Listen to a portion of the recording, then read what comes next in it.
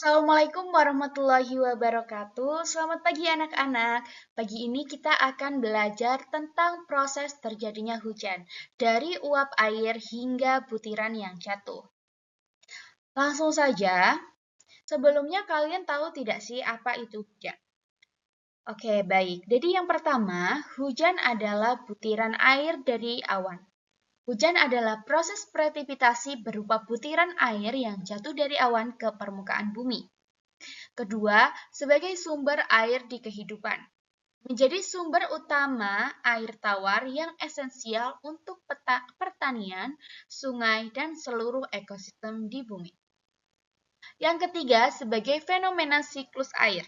Hujan merupakan bagian krusial dari siklus hidrologi global yang terjadi secara alami dan berkelanjutan. Selanjutnya, yang pertama yaitu tahap evaporasi atau penguapan.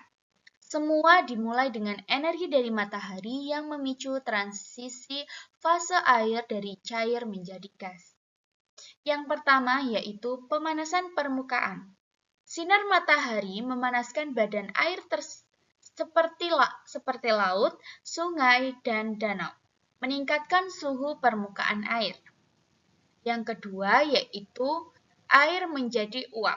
Energi panas mengubah air cair menjadi uap air atau gas, yang kemudian bergerak dan naik ke atmosfer. Yang ketiga yaitu volume penguapan global.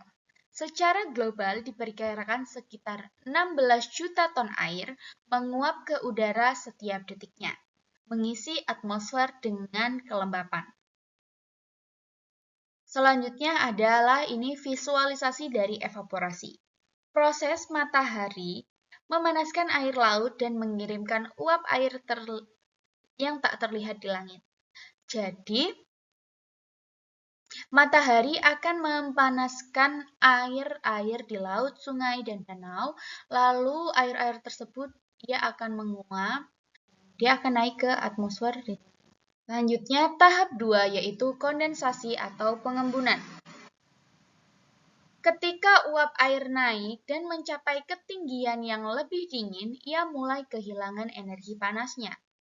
Uap air mendingin dan berubah kembali menjadi tetesan air yang sangat kecil di sekitar partikel debu atau garam yang disebut kondensasi. Tetesan-tetesan air mikro ini berkumpul dan menggumpal, membentuk awan. Awan besar yang menghasilkan hujan lebat, ya seringkali itu jenis awan cumulus atau cumulonimbus. Proses ini sangat mirip dengan bagaimana embun terbentuk di luar gelas berisi minuman dingin pada saat terik matahari panas. Nah, jadi ketika air sudah dipanaskan oleh matahari, dia akan membentuk partikel-partikel kecil ke atas atmosfer, lalu dia akan membentuk awan. Baik, tahap yang ketiga yaitu pembesaran awan. Awan harus mencapai ukuran dan berat tertentu sebelum dapat melepaskan airnya.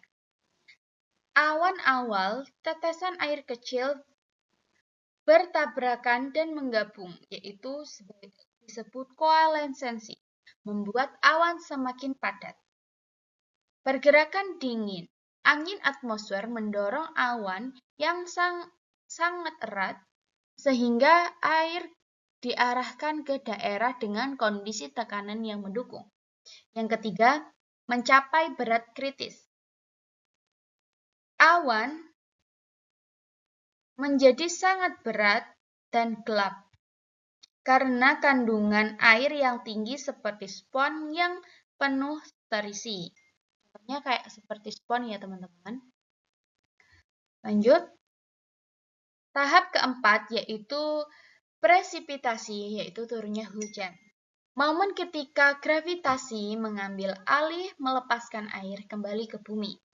Yang pertama, batas kapasitas awan. Ketika gaya gravitasi melebihi gaya angkat udara, resistensi awan tidak dapat lagi menahan berat tetesan air.